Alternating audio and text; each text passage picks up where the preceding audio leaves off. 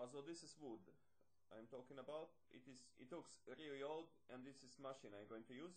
You probably you saw it many times in the places where they sell building tools.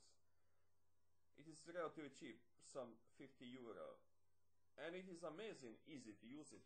Even with no experience, you can easily use it. Just think it can be dangerous because of injuries, but that's the wood, and now you can see how quick. I need just few minutes to make big piece of wood nice and fine. And it is big surprise, out of really bad wood that looks really bad, you can get really amazing, beautiful wood. Really beautiful look. Many people don't know about it,